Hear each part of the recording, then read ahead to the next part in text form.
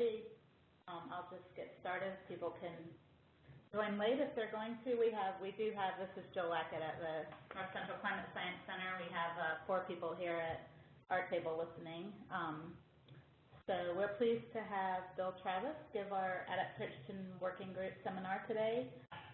He is with CU Boulder, the Department of Geography and Western Water Assessment, and he's talking about quantitative risk and decision analysis applied to adaptation choices. So I will let, I can see his slides here, so I'm going to assume everyone else can too. So Bill, you can start when you're ready.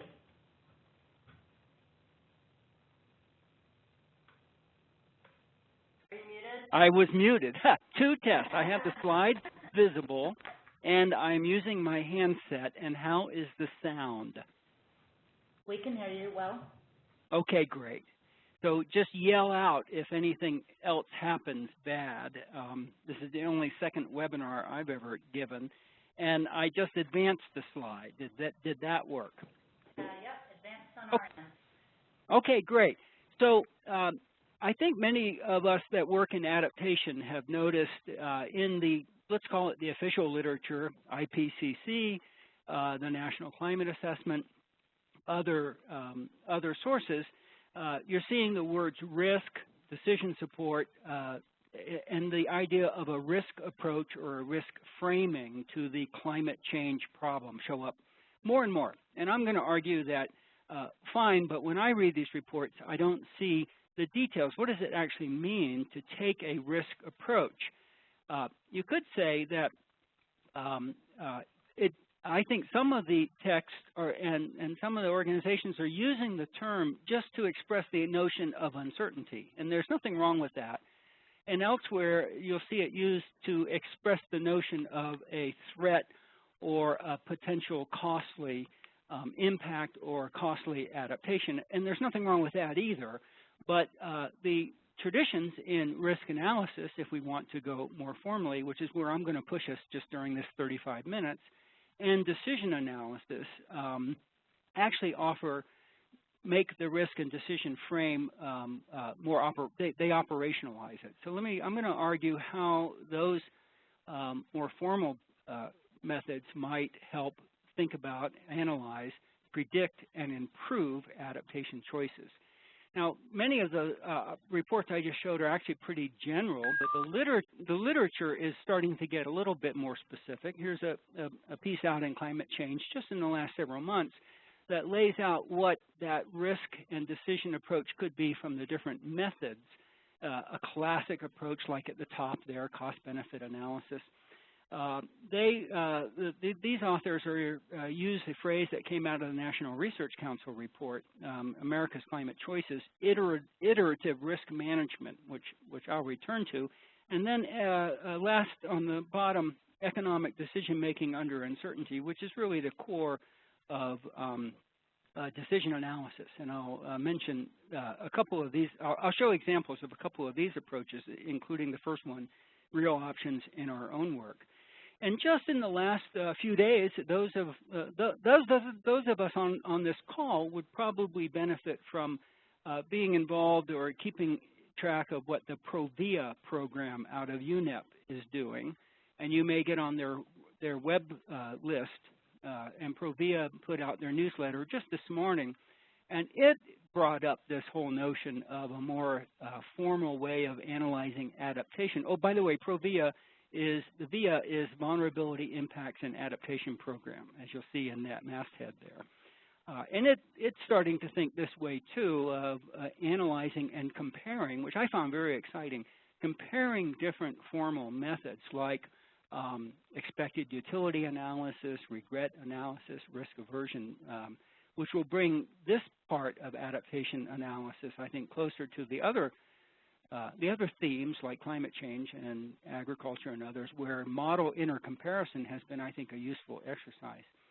I'd like to mention, though, that while I'm going to take a more axiomatic, I'm going to argue for some axiomatic methods, there's several different schools that you might associate with risk and decision analysis. Risk analysis itself, there's a Society for Risk Analysis, which is having a series of webinars as we speak I think there's one tomorrow on the roots of risk assessment, the methods of risk assessment, and are defining that field and have for decades, including other names, including Granger Morgan, who wrote the risk analysis SAP for the U.S. program, Global Change Program, just before the last assessment. And then decision analysis is often is a whole different school, if you will, that came out of operations research right out of World War II, especially found its foundations at Stanford and in various forms of multi-objective analysis and optimization. And you'll see it show up in climate change with Rob Lempert from where's Lempert? Oh my goodness, I'm spacing this. Anyhow, and Kunruther is at the Wharton School, who are urging more formal options analysis on for adaptation. And you recognize that under the psychometric approach, there's a long history and a tradition, including a Nobel Award-winning tradition for Tversky and Kahneman, of analyzing how people make choices from more psychological and social approaches, especially how those choices are affected by heuristics and biases. And we have to assume, if you buy that literature, I fully do, that all of this would apply to climate adaptation from the individual right on up to the agencies making choices for agriculture or ecosystems. The hazards and disasters literature is a little different than all of these, with a focus, a fairly traditional focus that you might find useful in climate impact, vulnerability, exposure, impacts, and there's a more critical group, especially this happened to be the cultural institutional folks, especially anthropologists, Mary Douglas, who criticize and question the whole definition of an instrumentality of risk as a tool for managing social and technological problems. That last name there, Vaughan, is a sociologist who wrote the most detailed cultural analysis of the engineering culture of NASA after the space shuttle. It's a really just fascinating piece of work. Okay, here's my take. What would a risk and decision approach to climate adaptation look like? I think it would have two main parts: formal risk analysis, where we're quantifying impacts and gains, and especially paying attention to the uncertainty through working with distributions, and decision analysis, where we apply this axiomatic field of what's the best choice or what's the best set of alternatives, and see how whether it can what light it can cast on adaptation problems.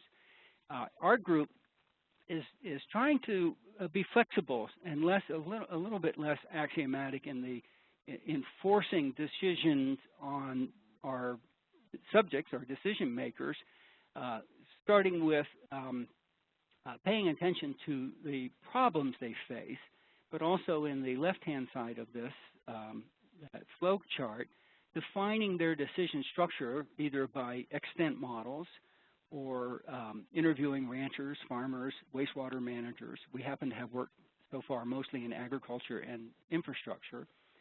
And then taking on an adopt, modify, and build approach, in which we build the model. Our first approach is to try to adopt decision tools that are already in use, so that it reduces the chance that we're imposing our structure more than finding the decision structure by the decision makers, and I'll show you examples. And then we simulate the adopted, modified decision model with climate scenarios. We often have to change things because a lot of decision tools that, say, maybe a farmer will use run just simply every year and aren't very well suited for asking what happens over a 30-year climate change. And then compare the results to a set of hypotheses, and I'll show a few of those in a second, and then do it again. One thing I'd really like to be spending more time on that we haven't really gotten into is more forensic analysis of past decisions. That's what a lot of those researchers that I mentioned in the earlier slide who built the field base their work on, like Diane Vaughan's work on NASA.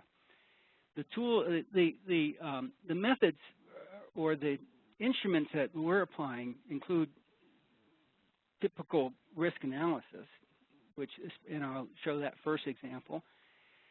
Like economic decision making, we use expected utility, that is the probability times the outcome, with the assumption that people would try to maximize that, but it doesn't have to be applied that way. So for instance, I'll give you an example. If we're looking at a farmer making a decision, we don't have to necessarily assume or force a expected utility of maximized profit each year.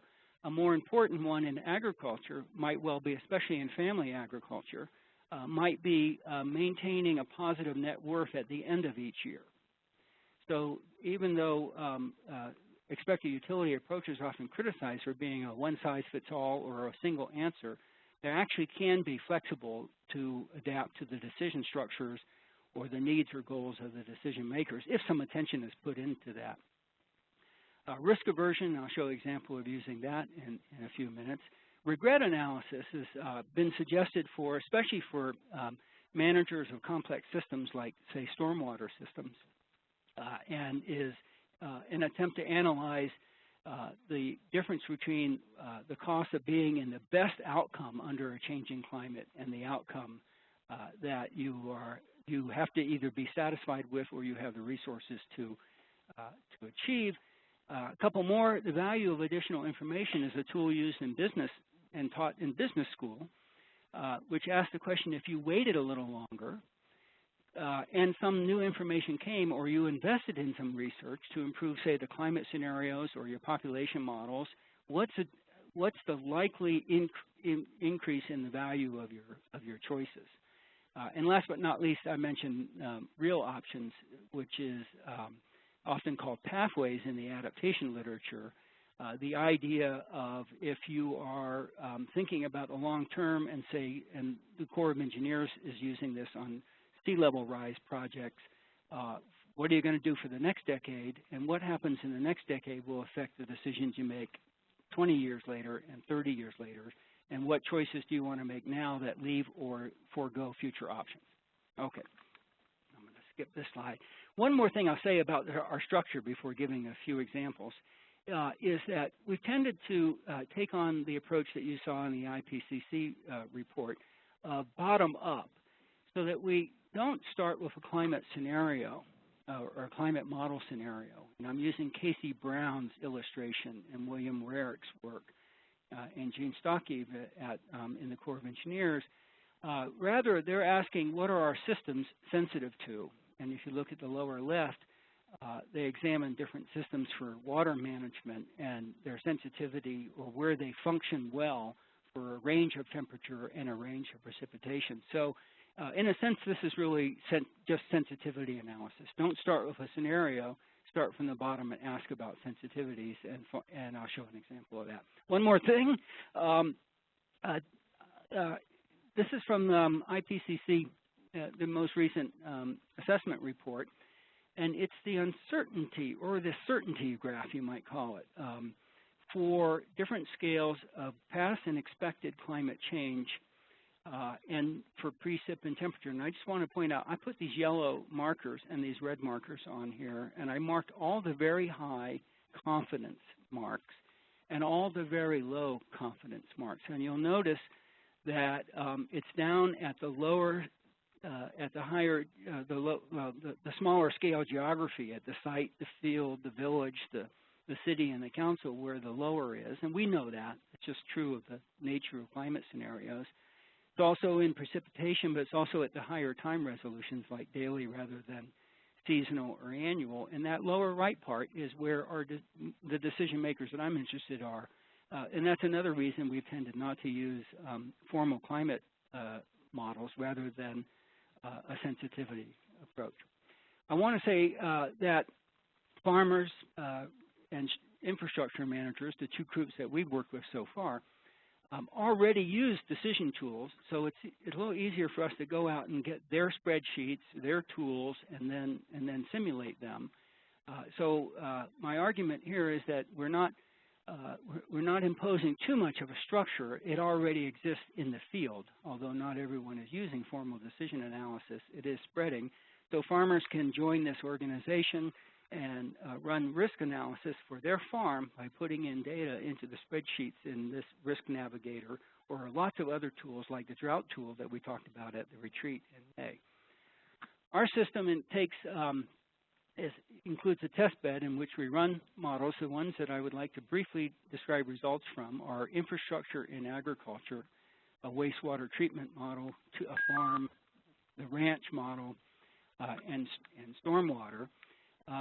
Run them under sets of climate scenarios and store the results, and then run comparisons. In the future, and we talked about this at the May retreat, I'd like to have something like the ranch model actually have users running them, maybe in a lab setting like the RAM, or what EarthLab will create here in Boulder. And that's one of my dreams in the future, to have farmers or ranchers or stormwater managers running the models almost like a flight simulator, and then seeing the results and us learning a little more about how they see risk and reward. Okay, well, we worked through 2 infrastructure models and 2 agriculture models in the research group here in Boulder. The first one came from our Limnology Center here on campus that wanted to look at stream water temperature below wastewater discharge points. This has become an issue, not as much because streams are warmer, but they are, and especially during drought years, but wastewater temperature is increasing nationwide because of appliances and all. So stream water managers in that left-hand graph shows that they have an upstream set of conditions coming down. They put water in a certain amount at a certain temperature, and they're obliged not to change the stream temperature below the wastewater outfall by a certain amount at different times of the year. And the question here, this is an example of improving the risk management. What's the probability of violating those rules under different climate scenarios? So one of the first models that we developed, and here was our example of trying to use a spreadsheet that decision makers use. It looks similar to what they use, so that if we ever get back, if it ever becomes useful to them, it will be familiar. It will be familiar to the decision makers. But we do what they weren't doing, and that is that we modeled the stream temperatures as a stochastic process, so that we were capturing a fuller range of potential outcomes. And then they use an average, and they use a target, and then expressing to them in the right-hand side of that distribution of stream temperatures the probability over the year, to the right there, of exceeding the standards, acute standards. And this is for Colorado. This is a make-believe discharge point. It looks a lot like the Boulder plant, but don't tell anybody in Boulder that it looks like the Boulder plant. And can everybody still hear me? Can anybody say hi? Yeah. We're all muted. Okay, great. You're so quiet, and no one laughed when I joked about the Boulder plant. Okay, because this is pretty sensitive stuff because they're meeting regulatory requirements. And here we are, a bunch of researchers showing that even under the current conditions, the upper right graph, as the season cools down late in the year, you notice the probability of a chronic and acute, but especially a chronic violation increases. And the wastewater treatment facilities that are right at the break between the mountains and the plains, they have a lot of trouble with this because the streams are, that's where the transition occurs from cold water streams to warm water, and it depends on what they got, where they are to what standards they're trying to meet. And then we do the obvious thing, which is to warm the streams and see what things might look like for them under the current technology, say in 20, 30, or 40 years in terms of the probability. So this is especially an example of just doing a better job at examining the risk of the decision that they're making, or of the action that they're taking of discharging warmer and warmer wastewater. This is, I have a list of publications in the slides. So that's published in just a year ago. The farm adapt model was developed in a different software called Analytica. This is Granger Morgan's software. He and some engineers at Carnegie Mellon developed this decades ago, and now they created a company that markets it, Analytica. So it's a risk and decision analysis, object-oriented program. The question we asked for a farm, this is a farm that in the area where I wrote my dissertation, North Dakota spring wheat production. If the climate were changing such that the yields were slowly degrading, when would you notice, or when do you adapt? And one question we want to ask over and over again is the timing of adaptation. Now, the simplest way in the expected utility is, well, you change to a reasonable alternative, and this is a real alternative in the field. And the way we did this is that we looked at farms in the eastern part of the state, which are a little wetter, compared to farms in the drier part, which use a summer fallow system because it's drier, and asked when would the farmers in the eastern part of the state start to adopt the drier practice if their climate dried. So it has a relatively realistic base. But the question that we want to ask in the simulations is, when do you adapt? When is it time? The first approach here is to say, well, you adapt when you make more money every year if you had changed. And we compare an adaptive farmer to a non-adaptive farmer and can ask a couple of questions. When might that occur in a scenario of relatively slow change here? When might it occur in a scenario of relatively rapid change? It occurs sooner. The signal emerges from the noise of climate, and we keep the noise of climate in these simulations. Not every year is the same. It's a very noisy production system. And when might you adapt if you had relatively slow change, but a big extreme event comes along? So we modeled the 1988 drought, which is the lowest yield, the biggest yield depression in spring wheat history of the northern Great Plains, still today. You'll all recall 88 as the year that the Yellowstone fires were such a big news item, but on the Great Plains in North Dakota, they had the largest yield depression in the history, worse than the 1930s. And we stepped that drought through the simulations. So this is just one example of it occurring in 2004. We step it through the simulations to see what it does. And this is, again, the annual net income outcome. And you could imagine it being a little slower if we were using the end-of-year net worth, which might matter more to the family than the annual. But we can do it both ways. I'm going to give you just the net annual income. And it depends on when the drought occurs. You know, if the drought occurs close to the period where the expected utility was about to switch over or make the alternative look better, then it moves the switch up. If it occurs years before that, it has no effect. Now that's for this one simulated farmer. We asked this question, well, is one farmer versus many farmers? And one approach in economic modeling in agriculture, Vern Rutan developed it at the University of Minnesota, is to imagine, and it's partly a theoretical argument based on his empirical work, that farmers will range from early adopters to later adopters, and that there'd be cohorts.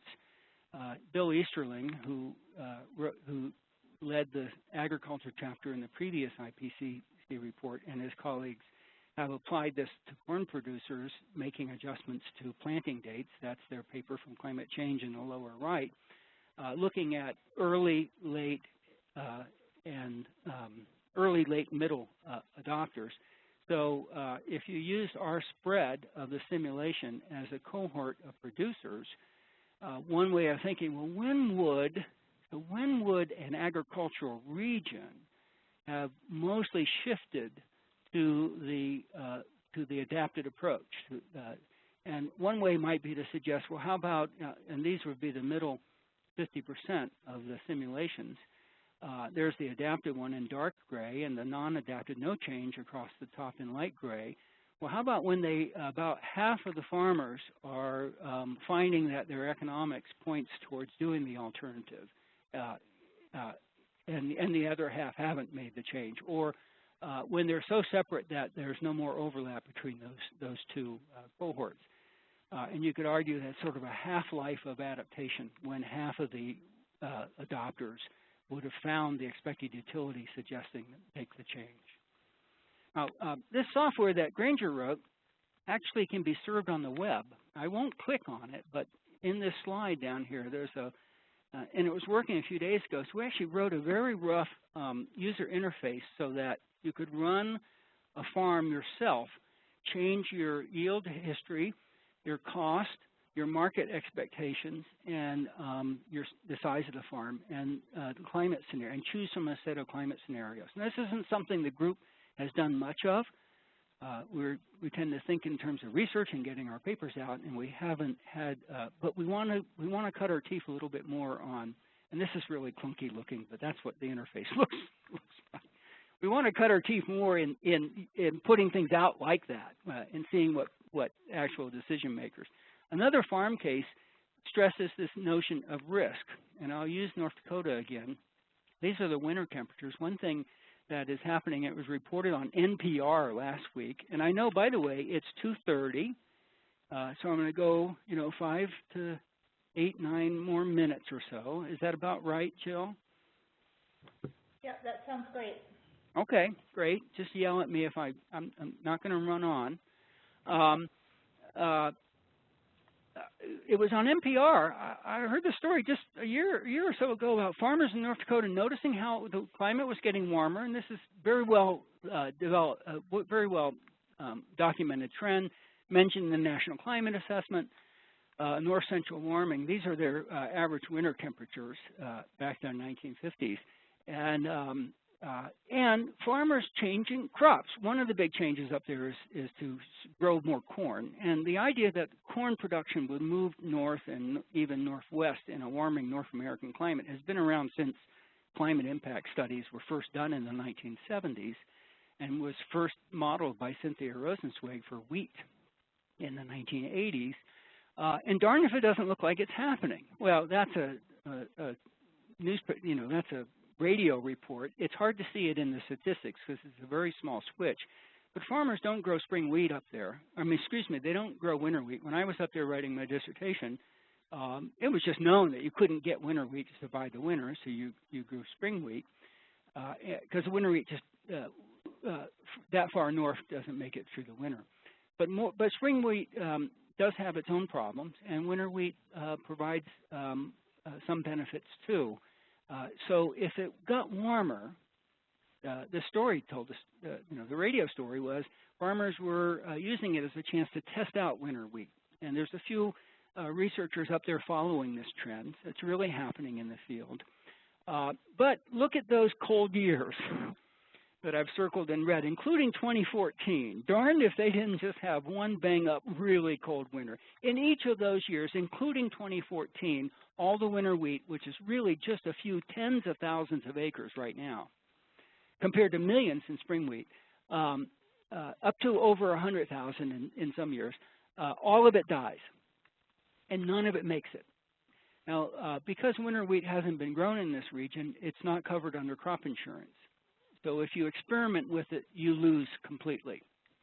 And so this is a case in which you might feel like the trend is making it kind of attractive to take the adaptation, but you're still going to have this frequency of total loss and a good chance to look at risk.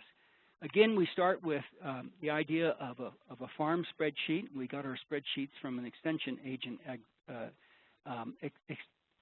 economic extension agent in Fargo at North Dakota State, and then we simulate it with a slowly decreasing probability of total winter loss compared to spring wheat and winter wheat. And we also use in the bottom of this a decision tree, which we hadn't used before, which allows us to examine what if you had insurance or not. Now, right now there's no insurance for winter wheat, but the USDA's policy is, as crops change, to develop insurance programs that cover those crops if it can be done in an actuarially sound way.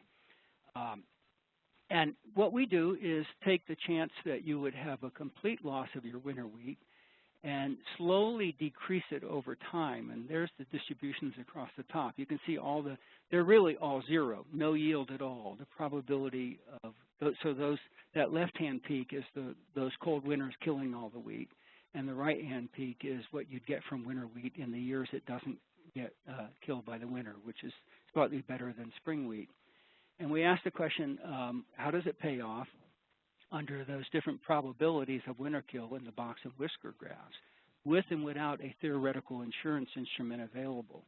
Our first cut is to say, let's price winter wheat insurance just like spring wheat insurance. But that might not appeal to the risk management agency if winter wheat has this higher probability of loss, obviously. So we start to map then, where would, in a strategy region approach, which is really a way of conducting sensitivity analysis in a decision model, where would winter wheat win at a insurance premium? So it's a little tough. Here's the y-axis here is the winter wheat insurance premium. How much more you pay for winter wheat insurance than the regular spring wheat insurance, which already exists today and is well documented, well founded. We know exactly what the premiums cost. I think it's about, usually most years, about $9 an acre or so. And where would, under different probabilities of winter kill in the x-axis, and so that's warmer weather on the left and colder weather, or the old weather, if you will, of North Dakota on the right, winter weather, where would, even at this additional cost, winter wheat pay off, because it does have some economic benefits, even if you had to pay, say, twice your spring wheat insurance and premium. And there's quite a large area there, but it's down at about 1 in 10 or less winter kill, which is, their rates are probably more close to 1 in 4 now. So we're not there yet under this changing climate. We can also ask, over time in these climate change scenarios, if winter wheat insurance were provided by RMA when the probability of total loss was about 20%, when might that occur? When might those farmers interested in switching then switch? And would they make more than spring wheat? And you can follow the no insurance at 20%. Or what if the risk management agency says, no, we don't want to offer this insurance until the risk of total winter loss is more like it is down in South Dakota and Nebraska, more like 1 in 10. We wouldn't see that. Again, in that case, the timing of adaptation is delayed. One other thing I wanted to mention about timing, we also ran that other, the spring wheat model for a farm that was seeing more or less noise. And if you increase the standard deviation of the yields, you slow adaptation, which I think that will speak to all of us in thinking about decision makers seeing signals and thinking, boy, you know, I really noticed this. It's really starting to show up in my books, and it's showing up on my land, and it's showing up in my family finances. Now I'm going to make the change, and that takes a strong signal. And you can make that signal weaker, or the signal is weaker in a noisier set of outcomes.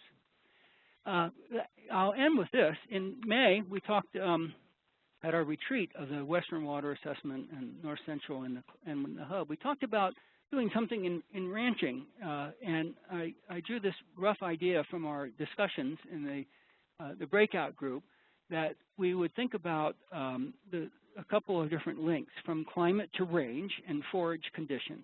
And Justin showed us the South Dakota drought model. From the forage to the livestock, or of course the word forage is kind of about livestock, isn't it? But from the grass or the stuff that grows to the livestock and the ecological goals, range productivity and ecosystem indicators, and from there to the ranch decision model. Well, it so happens, if you go looking down on the lower right there's the South Dakota drought tool that Justin showed us, which you can run on their website, and it tells you, you put in your weather data, recent weather data, and it gives you basically it gives you a shortfall in precip, which they assume is the same as a shortfall in forage. But the ag economists at CSU have this tool that they serve on the web to ranchers who can make financial decisions in a drought. And you put in your numbers, and then you have some choices. You can do nothing. You can rent pasture. You can put your cows on a truck and truck them away. And there's even a routine in there that calculates how many trucks you need and how far and how long and how much it's going to cost you. Or you can sell the herd and get those outcomes. So I just started running this. We'll talk about it at our next retreat, just to see if we could put these two together. And that's our idea of adopt and modify extant decision models, and then work with them under different climate scenarios. And to end this, it so happens that Risk Management Agency has been experimenting with an insurance program for range called the Pasture, Range, and Forage program. It's based on it's an index insurance program, meaning you don't have to show any loss. The crop doesn't actually need to be damaged. There is no crop. It's the rangeland. For you to get an indemnification. You buy a policy based on the vegetation index from NDVI or the rainfall index from NOAA. So one of them is a USGS NASA product, and one of them is a NOAA product for a set of grid cells. And here you go to this site, you choose a grid. You could choose the one near Cheyenne there. Here they are. We chose a few grids. We use the vegetation index because we're interested in remotely sensed indicators. And then you can put in numbers, how much you want coverage for, where you are, what grid, and it'll give you a set of results for how that insurance policy would have paid off over the last 30 years of vegetation or rainfall indices, which is really neat because it gives us this idea of looking at real data and how this system would have worked over the past climate rather than the future climate. And as you can imagine, you get a large payout in, say, 2002 and 2012. What would we ask next? I'd like to get the insurance model running. One question that you might ask in that, which this slide doesn't address at all what I'm talking about, by the way, everybody, so just ignore it. One question I would ask is, and this has been asked in the risk literature for a long time, does insurance change risk aversion? Or does insurance change behavior? Or does it, in our case, our interest would be, does it speed up or slow down or increase or decrease adaptation? And I think you could, I mean, I'd be interested in polling you. You know, if you're a rancher and you got a drought and you're expecting a payout because of the drought, which you're going to learn about in November, by the way, not during the event, does it make you more or less likely, say, to buy extra feed or to call your herd and take the loss of selling in a low market? Or does it maybe make you more likely to hold on, draw your range down, and use the insurance payout, which you think you might get, to cover the loss in, say, weaning weights that you had because you grazed it down to bare ground? It's a great question. It's been raised in hazards. I think we can address it in this case, whether or not insurance, structured in different ways, is a tool for adaptation. And I'll end with that. Thanks. Thanks, Bill. I guess we'll just open it up if anyone has any questions now.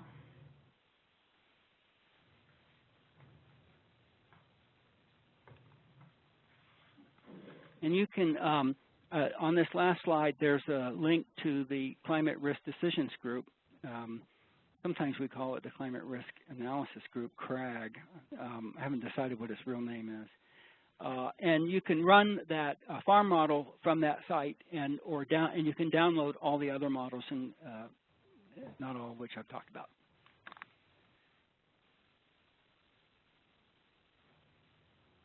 One of the things I think, Bill, is really neat is that you're going you're embedding your information in spreadsheet tools that people are using. At least that's what it seems. Yeah, it's our goal. Now we end up having to modify them, but our goal was to try to make it look like what the user would expect. Can't always, and for instance, they wouldn't do that Analytica modeling, which you saw with those the influence diagrams of the the various boxes and arrows. But that's our goal. Now, Jeff, of course, people in your field, and in RAM, you're using really sophisticated programs that have been developed in Simulink or something like that. So decision makers certainly range from off-the-cuff decision tools to the most sophisticated that you can imagine in use today. I guess I'm kind of wondering from the Climate Science Center, maybe Western Water or the Hub perspective, is how do we make sure, kind of learning from your process of getting at that decision tool that a specific person or group is using. So I think you're getting spreadsheets from, say, like an ag extension program. So how do we learn from that to really, in some ways it's exciting to do the RAM stuff because it's kind of high-powered computing and visualization. But on the other hand, side of the coin, there's no South Dakota ranchers or ag people that are going to come to the RAM or doubtful, or it's not going to be part of their day-to-day work. So it's more of an observation than a question. It's like, how do we combine the sophisticated stuff that climate models and what we're doing in the RAM a little bit with a kind of an interface that meets those users where they are? And when I came out of our May meeting and we talked about the RanchDrought, I just started looking for them. And a lot of places, Texas A&M has a very, it's pretty simple spreadsheet. You put in all of your numbers and your market and your genetics, and you get some answers. But just talking to Justin made me think that I doubt very few people are doing quite that much. So even those tools range in demands.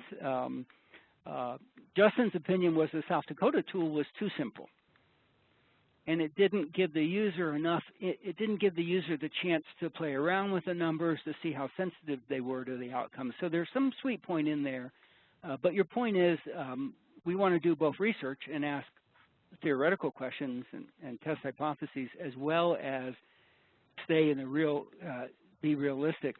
And if you open a business textbook on decision making, I've got one right in front of me here, Lemon and Riley, the whole first chapters are about decision structuring by understanding what the decision makers are facing in a business or a manufacturing, and they'll even say at the end of those first two chapters, and you'll see this in decision textbooks all the time, that might be the most important part of what you're doing as an analyst, is understanding the things they face, the decision makers. So the rest is just, you do the calculations. I take your point. Yeah, and I don't know how much we have done that with, like, Department of Interior land managers. I know they've got, like, a BLM kind of state-level plan or national guidance on climate change vulnerability assessments, but, I don't know if, and I don't know if Nick's still on the line, but, does the Park Service have kind of a climate risk kind of spreadsheet? I've never seen it, and it's kind of, maybe there's such different groups, the ag community or natural resource land managers, but I'm having trouble tracking the equivalent spreadsheets or tools that DOI land managers are using. No, and you'll notice that where we are is in annual decision or agriculture, and the one that we're working on now that we're presenting at the Rotterdam Climate Adaptation Futures Conference, or at least we put an abstract in last week, is a manager, like a county engineer, managing a network of roads and stormwater culverts. And so it's a little bit more complicated, but the county guy that we talked to actually uses an Excel spreadsheet because he's just got to keep track of what's where and where it is in its life cycle and what its capacity is. Well. Hey, Jeff, this is Nick. Can you hear me? Yep. Yeah, I can hear you too, Nick. Oh, okay, great. Yeah. So,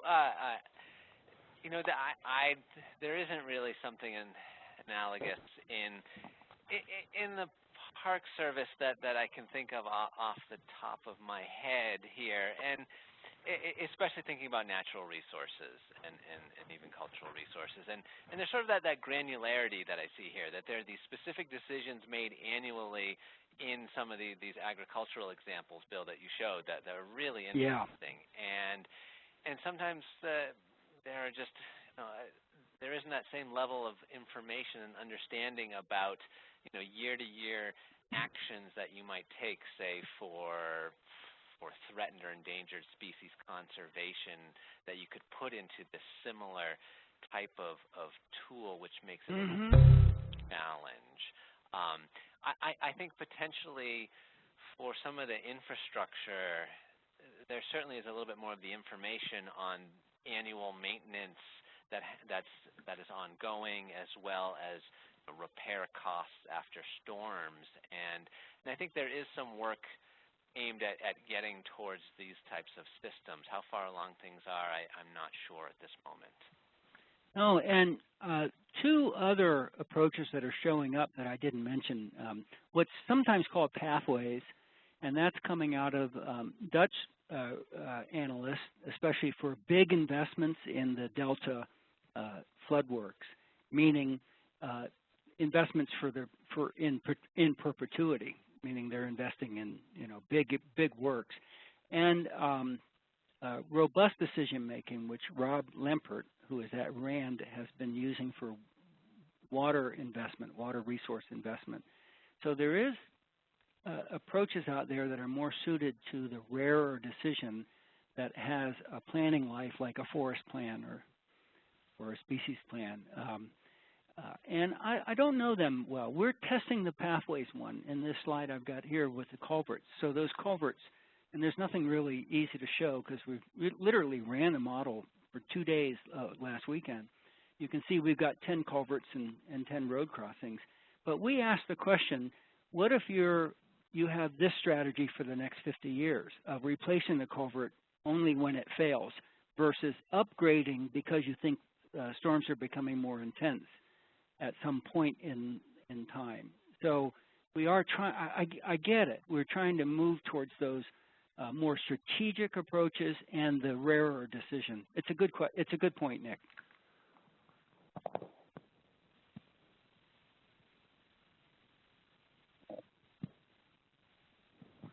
Anybody else? Yeah. By the way, in the runs last week for these 10 culverts and these roads, one of which is all, is a major road, the diagonal, is carrying tens of, thousands of cars a day. We didn't show much difference between the strategies. There's if the climate were changing, so that the culvert design for say a 20 or a 50-year flood was becoming more likely to maybe a 50-year becomes a 40-year event. Those different approaches of upgrading in advance or waiting till it fails tend to be about the same net cost over time because there's just lots of flexibility in the system. I hate to get a null result, but yeah, I think that's... So, Bill, maybe something to think about, and we can talk about it at the retreat, is a session maybe with some ag folks in the resource for advanced modeling, but maybe someone like Nick's on the line, so he comes to mind, but some natural maybe some of the LCC, like Kevin Johnson, who's in Denver with the Southern Rockies LCC, to think not only about how the ramp could be used for the type of decisions you're making, but how maybe some of the Department of Interior decision tools could kind of maybe learn from this work. Yes, I look forward to that. I knew that the focus here, or at least of North Central, is ecosystems, and guess what? We haven't done any work in there really. I want to say that I have observed and heard from Lee in the Park Service, the scenario approach that they use has some visual manipulative, you can manipulate the visuals in the way of building scenarios. So they actually start to get close to it in a big categorical choices approach. Bill, the other thing that comes to mind, this is Brian Miller, also at the Climate Science Center here, and I remember at the last retreat, you and I talked about, and then sort of corresponded a little bit afterward about bringing in some ecological simulations that also use sort of stochastic kinds of approaches, and all of it I'm sort of familiar with, and thinking about how those might relate to your decision analyses, and then also, actually, now that you mention it, scenario planning, which Nick and I are working on currently. But I guess I'm just wondering, and we'll continue the conversation in a few weeks, if you've given more thought to some of those simulations, such as agent-based models. I know you'd mentioned that in email. You're kind of interested in thinking about these kinds of, thinking about decisions occurring in a spatial way. So yeah, I'm just curious if you guys have pursued that any further at this stage. Yeah, no, and I look forward to talking about it in maybe next month again. We ran a really rough ABM on North Dakota, and I don't think I put the slides in this set as to when counties, we did it on counties, when they would change, assuming that the warming was, in a sense, migrating from the southwest to the northeast. The northeast is a really cold part of North Dakota. So, but again, it's farmers making choices rather than ecosystems. I look forward to chatting some more. Are you going to be at the retreat? I will, yeah. So we'll yeah. And the one idea that we had, or the neat thing about the RAM would be that if we don't overcomplicate it, you get to try things out and you get the results. Everyone gets to look at the results right away. I mean, that's going to be so fun. And I have seen it. I've seen decision analysis applied to species relocation. There's a few publications out. Who's done this work? Someone on the phone might know. The decision is based on, is it time to do it? Are you in such trouble that you need to relocate the species? And is the place that you could relocate it to ready for the relocation? And they run that as a risk assessment. I'll send you that. I'll send that reference to you. Sure, that'd be great. Yeah. That's the only place I've seen it, and I've heard a fellow in our Department of Environmental Studies, Dan Doak, do some looks in that way, not with climate change, but with decisions on condor releases. So I know that, and he has been using risk and decision analysis. So maybe we'll have to look a little bit more at the literature. Yeah. Thanks. Hey, Bill, this is Cody Knutson of the Drought Mitigation Center. Yeah, Cody. This is kind of a side note and then maybe a call for collaboration. But I really liked your work on the ranch work you've been doing. And, we've been working with ranchers for quite a while here trying to develop drought planning guides for them and have them implement drought risk management strategies and introducing them to all those tools like the ones you showed there. Yeah. We haven't really followed up either with seeing if those tools or those insurance products, how that's affecting their behavior. Yeah. We've been doing demonstrations about the insurance and trying to get people to take it out, but we don't know how that's affecting them. Yes, because RMA gives grants. I think they're kind of education grants, aren't they, for the Yeah, insurance? Yeah, we've had a couple of those. We've done trainings on them up and down the Great Plains. Mm-hmm. Not really a lot of... I saw the call for that. Well, let me tell you, when we actually had, before Justin and Jeff and I started talking about getting a little more serious about this, a grad student and I wrote a ranch decision model. I won't be able to find it right now. And we based it on your Ranching During Drought series, the material on your website.